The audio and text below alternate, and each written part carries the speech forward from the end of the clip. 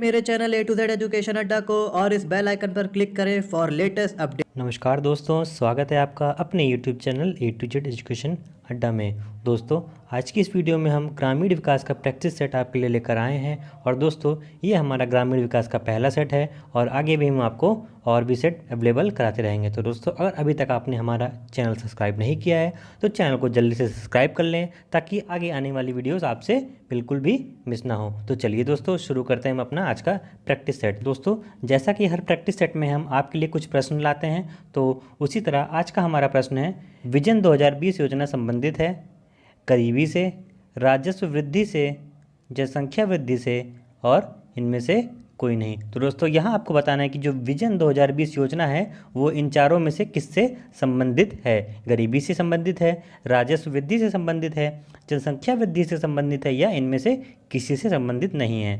दूसरा हमारा आज का प्रश्न दोस्तों आपके लिए कि council for advancement of people's education and rural technology का मुख्यालय कहाँ है। मुंबई में है, नई दिल्ली में है, कोलकाता में है या बेंगलुरु में है। तो दोस्तों, ये थे हमारे आज के दो क्वेश्चंस। इन दोनों क्वेश्चंस को आपको नीचे कमेंट बॉक्स में कमेंट करके आंसर देना है। तो दोस्तों, जल्दी से नीचे कमेंट बॉक्स में कमेंट करके हमें बताइए इन दोनों के आंसर्स क्या हैं। अगर आपको आंसर्स नहीं पता है तो अगली वीडियो में आपको इन दोनों क्वेश्चंस के आंसर बता देंगे। तो चलिए दोस्तों, चलते हैं हम अपने प्रैक्टिस सेट की तरफ। तो दोस्तों, हमारा प्रैक्टिस सेट का पहला प्रश्न है कि भारत में किस बचत योजना को 30 नवंबर 2011 को बंद कर दिया गया परंतु उसे फिर बाद में पुनः लागू कर दिया गया। तो दोस्तों, प्रश्न यहाँ पे हमारा है कि भारत में किस बचत योजना को 30 नवंबर 2011 को बंद कर दिया गया था लेकिन उसे पुनः चालू कर दिया गया। हमारा पहला ऑप्शन है इंदिरा बचत पत्र, RD, किसान बचत पत्र या इनमें से कोई नहीं। तो दोस्तों, इसमें से जो हमारा तीसरा ऑप्शन है किसान बचत पत्र, ये हमारा जो योजना है दोस्तों भारत में 30 नवंबर 2011 को बंद कर दी गई थी लेकिन दोस्तों इसे पुनः चालू कर दिया गया था। और दोस्तों, कब चालू किया गया था? तो दोस्तों इसे 2014 में पुनः से चालू कर दिया गया था। जब नई सरकार बनी तो 2014 में नई सरकार द्वारा इस योजना को फिर से चालू कर दिया गया। दूसरा प्रश्न दोस्तों हमारा, भारत में राष्ट्रीय ऊर्जा संरक्षण दिवस मनाया जाता है। तो दोस्तों, भारत में राष्ट्रीय ऊर्जा संरक्षण दिवस कब मनाया जाता है? 14 दिसंबर को, 14 सितंबर को, 14 अक्टूबर को या फिर दोस्तों 14 नवंबर को। तो दोस्तों, हमारा जो भारत में राष्ट्रीय ऊर्जा संरक्षण दिवस है दोस्तों वो 14 दिसंबर को मनाया जाता है। कब मनाया जाता है दोस्तों? 14 दिसंबर। दोस्तों, वर्ष 2019 में 7 दिसंबर से लेकर 14 दिसंबर तक राष्ट्रीय ऊर्जा संरक्षण सप्ताह मनाया गया था। कब मनाया गया था दोस्तों? 7 दिसंबर से लेकर 14 दिसंबर तक राष्ट्रीय ऊर्जा संरक्षण सप्ताह मनाया गया था। इसके बाद दोस्तों हमारा अगला प्रश्न है यूएनओ ने वर्ष 2012 को मनाया। तो दोस्तों, यूएनओ ने वर्ष 2012 को किस वर्ष के रूप में मनाया था? एड्स वर्ष के रूप में, पोलियो वर्ष के रूप में, सहकारिता वर्ष के रूप में या इनमें से कोई नहीं। तो दोस्तों, यूएनओ ने वर्ष 2012 को सहकारिता वर्ष के रूप में मनाया था। किस वर्ष के रूप में मनाया था दोस्तों यूएनओ ने 2012 को? सहकारिता वर्ष के रूप में। हमारा अगला प्रश्न दोस्तों, आशा योजना संबंधित है किससे संबंधित है दोस्तों? सामाजिक स्वास्थ्य कार्यकर्ताओं से, रंगमंच कलाकारों से, बाल राहत कार्यक्रम से या इनमें से कोई नहीं। आशा योजना जो है दोस्तों वो हमारा सामाजिक स्वास्थ्य कार्यकर्ताओं से संबंधित है। किससे संबंधित है दोस्तों? आशा योजना दोस्तों हमारा सामाजिक स्वास्थ्य कार्यकर्ताओं से संबंधित है। अब दोस्तों चलते हैं हम अपने अगले प्रश्न की तरफ। अगला प्रश्न दोस्तों हमारा, भारत का सबसे बड़ा सोलर पावर प्लांट किस राज्य में स्थित है? तो दोस्तों, भारत का सबसे बड़ा सोलर पावर प्लांट किस राज्य में स्थित है? हमारा पहला ऑप्शन है राजस्थान में, दूसरा ऑप्शन है दोस्तों हमारा कर्नाटक में, तीसरा ऑप्शन दोस्तों हमारा महाराष्ट्र में या दोस्तों हमारा उत्तर प्रदेश में। तो दोस्तों, भारत का सबसे बड़ा सोलर पावर प्लांट दोस्तों जो है वो हमारा महाराष्ट्र में स्थित है। कहाँ स्थित है दोस्तों? महाराष्ट्र में। और दोस्तों, महाराष्ट्र के किस जिले में स्थित है दोस्तों? तो ये महाराष्ट्र के दोस्तों धुले जिले में स्थित है। किस जिले में दोस्तों? धुले जिले में। और दोस्तों, इस पावर प्लांट का नाम क्या है दोस्तों? तो इस पावर प्लांट का नाम दोस्तों क्या है? Sakri power plant, Sakri solar power plant इस पावर प्लांट का नाम है। तो दोस्तों, महाराष्ट्र में भारत का सबसे बड़ा power plant Sakri solar power plant जो कि धुले जिले में स्थित है। इसके बाद दोस्तों चलते हैं हम अपने अगले प्रश्न की तरफ। अगला प्रश्न दोस्तों है हमारा, निम्न में से कौन पशुपालन से संबंधित योजना है। तो दोस्तों यहाँ आपको बताना है कि निम्न में से कौन पशुपालन से संबंधित योजना है। दोस्तों पहला ऑप्शन हमारा है खुरपका रोधी योजना, दूसरा ऑप्शन है दोस्तों हमारा ऑपरेशन फ्लड, तीसरा ऑप्शन दोस्तों हमारा है पशु चारा विकास योजना और चौथा ऑप्शन दोस्तों हमारा यहाँ है उपयुक्त सभी। तो दोस्तों यहाँ पे जैसा कि आप देख पा रहे हैं तीनों की तीनों जो योजनाएं हैं दोस्तों वो हमारी पशुपालन से संबंधित योजनाएं हैं। तो दोस्तों यहाँ पे जो हमारा चौथा ऑप्शन है वो बिल्कुल सही हो जाएगा कि सारी की सारी योजनाएं जो हैं दोस्तों वो पशुपालन संबंधित योजनाएं हैं। इसके बाद दोस्तों हमारा अगला प्रश्न है, अनाज उत्पादन के मामले में भारत में प्रथम स्थान पर है। तो दोस्तों यहाँ पे आपको बताना है कि अनाज उत्पादन के मामले में इन चारों ऑप्शनों में से भारत में प्रथम स्थान किसका है। यूपी का है, एमपी का है, बिहार का है या फिर दोस्तों राजस्थान का है। तो दोस्तों अनाज उत्पादन के मामले में भारत में प्रथम स्थान जो है वो दोस्तों अपना उत्तर प्रदेश का है या हमारा यूपी का है। यही हमारा राइट आंसर हो जाएगा। तो दोस्तों यूपी जो है वो अनाज उत्पादन के मामले में भारत में प्रथम स्थान पर है। इसके बाद दोस्तों हमारा अगला प्रश्न है, सब्जियों में भारत में सर्वाधिक उत्पादित होने वाली सब्जी है। यानी कि दोस्तों सब्जियों में भारत में सर्वाधिक उत्पादित होने वाली सब्जी कौन सी है। पहला ऑप्शन हमारा भिंडी, दूसरा ऑप्शन दोस्तों बैगन, तीसरा ऑप्शन हमारा लौकी या चौथा ऑप्शन इनमें से कोई नहीं। तो दोस्तों भारत में सब्जियों में सर्वाधिक उत्पादित होने वाली सब्जी जो है हमारी वो दोस्तों बैगन है। तो दोस्तों भारत में बैगन जो है वो सर्वाधिक उत्पादित होता है सब्जियों में। चलते हैं दोस्तों अपने अगले प्रश्न की तरफ। अगला प्रश्न दोस्तों हमारा, पशु जनसंख्या के मामले में भारत विश्व में किस स्थान पर है। यानी कि दोस्तों पशुओं के मामले में कि भारत जो है वो विश्व में कौन से स्थान पे है ये आपको बताना है। पहला ऑप्शन है प्रथम स्थान, दूसरा ऑप्शन दूसरा स्थान, तीसरा ऑप्शन तीसरे स्थान पर है या चौथा ऑप्शन चौथे स्थान पर है। तो दोस्तों पशु जनसंख्या के मामले में भारत जो है वो विश्व में प्रथम स्थान पर है। कौन से स्थान पर दोस्तों, प्रथम स्थान पर है भारत पशु जनसंख्या के मामले में विश्व स्तर पर।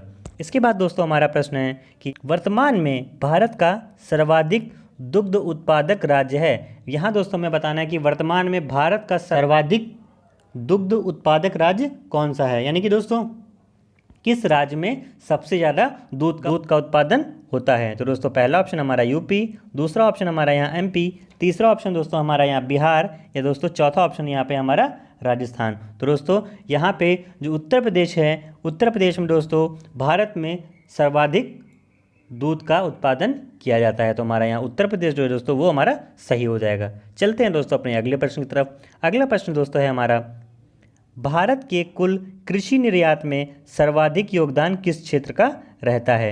समुद्री उत्पाद, खाद्य तेल उत्पाद, खनन उत्पाद या इनमें से कोई नहीं। दोस्तों यहाँ आपसे पूछ रहा है कि भारत की कुल कृषि निर्यात में सर्वाधिक योगदान जो है वो किस क्षेत्र का रहता है। तो दोस्तों यहाँ चारों ऑप्शन में से हमारा जो पहला ऑप्शन है समुद्री उत्पाद, यानी कि दोस्तों भारत की कुल कृषि निर्यात में सर्वाधिक योगदान जो है दोस्तों वो समुद्री उत्पाद का रहता है। तो हमारा पहला ऑप्शन दोस्तों बिल्कुल सही हो जाएगा।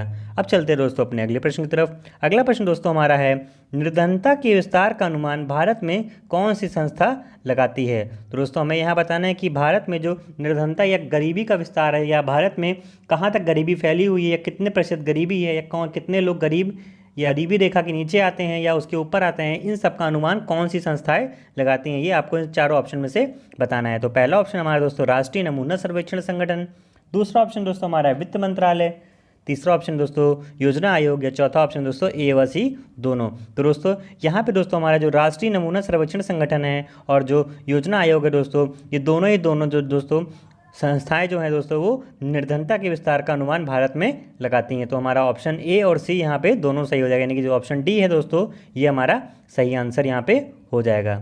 अब चलते हैं दोस्तों अपने अगले प्रश्न की तरफ। अगला प्रश्न दोस्तों हमारा, निम्न में से कौन गरीबी रोधी नीति से संबंधित है। अब यहाँ पे दोस्तों आपको बताना है कि गरीबी रोधी नीति से ये 4 कथनों में से कौन कौन से संबंधित है। पहला हमारा दोस्तों ऑप्शन है आर्थिक प्रगति को प्रोत्साहन देना, मानव विकास को प्रोत्साहन, गरीबी उन्मूलन के लक्ष्य आधारित कार्यक्रम या दोस्तों सभी हैं। तो दोस्तों जैसा कि अब यहाँ पे देख पा रहे हैं कि हमारे तीनों के तीनों जो ऑप्शन है दोस्तों ये हमारे सारे के सारे जो हैं दोस्तों वो गरीबी रोधी नीति से संबंधित है। तो दोस्तों जो हमारा चौथा ऑप्शन है वो बिल्कुल सही हो जाएगा।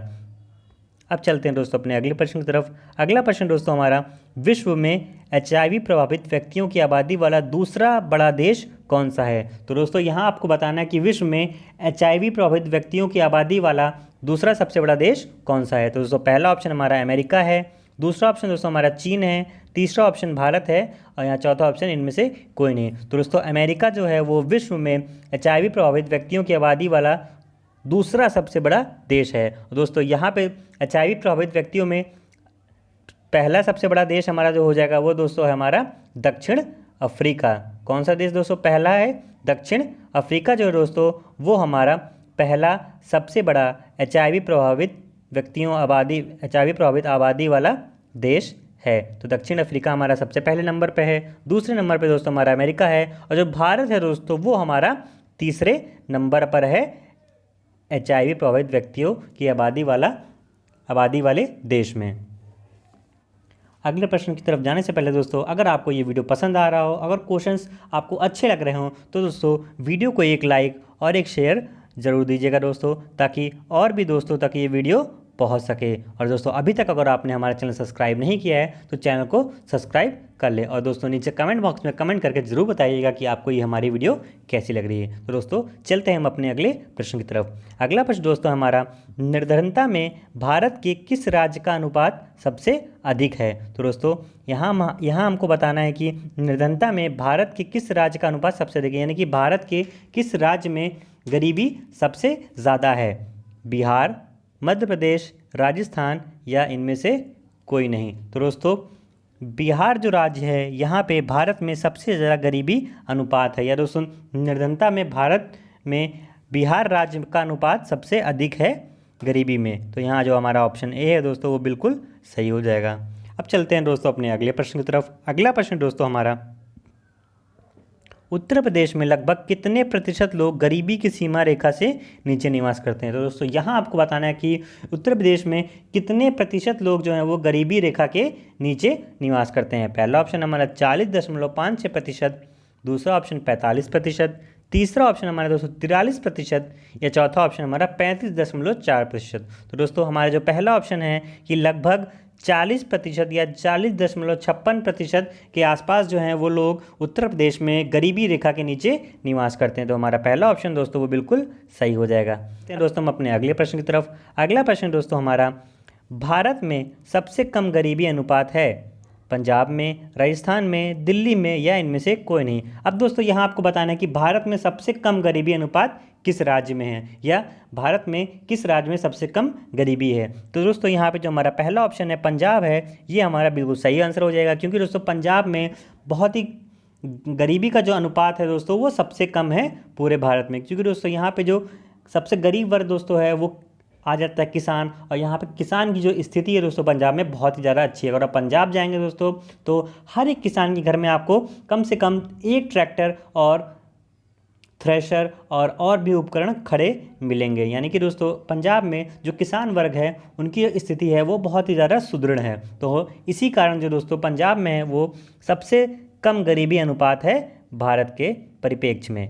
तो दोस्तों चलते हैं हम अपने अगले प्रश्न की तरफ। अगला प्रश्न दोस्तों हमारा है, लड़क वाला फॉर्मूला संबंधित है। अब दोस्तों यहाँ आपको बताना है कि लड़क वाला फॉर्मूला जो है वो किससे संबंधित है? निर्धनता से, काले धन से, जनसंख्या से या इनमें से कोई नहीं। तो दोस्तों लड़क वाला फॉर्मूला जो है दोस्तों वो निर्धनता से संबंधित है। तो यहाँ पे जो पहला ऑप्शन दोस्तों वो हमारा बिल्कुल सही हो जाएगा। अब चलते हैं दोस्तों हम अपने अगले प्रश्न की तरफ। अगला प्रश्न दोस्तों हमारा, गरीबी अनुमान से निम्न में से कौन अर्थशास्त्री संबंधित है? यहाँ दोस्तों आपको बताना है कि ये गरीबी अनुमान से निम्न में से कौन अर्थशास्त्री संबंधित है, या इन चारों में से कौन अर्थशास्त्री जो हैं, या इन चारों में से कौन अर्थशास्त्री हैं जो गरीबी अनुमान से संबंधित हैं। पहला ऑप्शन है दोस्तों हमारा दांडेकर रथ, दूसरा ऑप्शन दोस्तों हमारा है वी.एस. मिन्हास, तीसरा ऑप्शन दोस्तों हमारा है पी.के. वर्धन या उपयुक्त सभी। तो दोस्तों यहाँ पे तीनों के तीनों ही जो हैं वो हमारे अर्थशास्त्री जो हैं वो हमारे गरीबी अनुमान से संबंधित। तो यहाँ पे जो हमारा चौथा ऑप्शन है दोस्तों वो उपयुक्त सभी सही हो जाएगा। अब दोस्तों हम चलते हैं अपने अगले प्रश्न की तरफ। अगला प्रश्न दोस्तों हमारा, ग्रामीण गरीबी का मूल कारण है कृषि के अर्ध सामंती उत्पाद संबंधी का होना, भूमि सुधारों का अपर्याप्त प्रभाव, बढ़ती जनसंख्या या उपयुक्त सभी। तो दोस्तों यहाँ आपको बताना है ग्रामीण गरीबी का मूल कारण क्या है। तो दोस्तों ये तीनों के तीनों जो हैं दोस्तों वो हमारे ग्रामीण गरीबी के मूल कारण के अंतर्गत आ जाते हैं। तो दोस्तों यहाँ पे जो हमारा चौथा ऑप्शन है वो बिल्कुल सही हो जाएगा। अब चलते हैं दोस्तों हम अगले प्रश्न की तरफ। अगला प्रश्न दोस्तों हमारा है कि आम आदमी बीमा योजना शुरू की गई, कब शुरू की गई? तो दोस्तों आम आदमी जो बीमा योजना है दोस्तों वो हमारा 2 अक्टूबर 2007 से शुरू की गई थी। शुरू की गई थी दोस्तों 2 अक्टूबर 2007 से आम आदमी बीमा योजना शुरू की गई थी। इसके बाद दोस्तों हमारा अगला प्रश्न है, नाबार्ड की स्थापना किस समिति की सिफारिश के आधार पर की गई थी? तो दोस्तों नाबार्ड जो है उसकी स्थापना किस समिति की सिफारिशों के आधार पर की गई थी? पहला ऑप्शन हमारा यहाँ पे दोस्तों लोक लेखा समिति, दूसरा ऑप्शन दोस्तों हमारा यहाँ पे नरसिंह कमेटी, तीसरा ऑप्शन दोस्तों यहाँ पे हमारा शिवारमन कमेटी, या हमारा चौथा ऑप्शन दोस्तों इनमें से कोई नहीं। तो दोस्तों नाबार्ड की जो स्थापना है वो हमारा दोस्तों शिवारमन कमेटी के सिफारिशों के आधार पर की गई थी। और दोस्तों इस बैंक की स्थापना कब की गई थी? दोस्तों इस बैंक की स्थापना दोस्तों 12 जुलाई 1982 में की गई थी। कब की गई थी दोस्तों? 12 जुलाई 1982 में इस बैंक की स्थापना की गई थी। और दोस्तों नाबार्ड, यहाँ पे दोस्तों हमारा नाबार्ड की फुल फॉर्म भी पूछता है। तो दोस्तों नाबार्ड का फुल फॉर्म हमारा हो जाएगा national bank for agriculture and rural development. क्या हो जाएगा दोस्तों? National bank for agriculture and rural development. ये हमारा दोस्तों नाबार्ड का फुल फॉर्म हो जाता है।